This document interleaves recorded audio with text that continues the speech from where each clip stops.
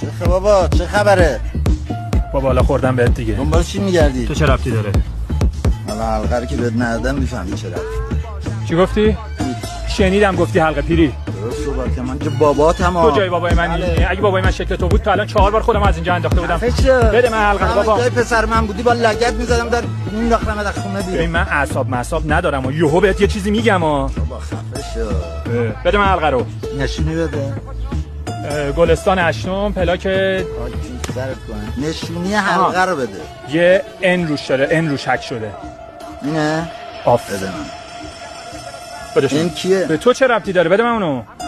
بیا بابا. بیا. اینه؟ بابا زودتره درست صحبت. فهمیدی؟ گم شد. اسم سریال دفترچه یادداشت.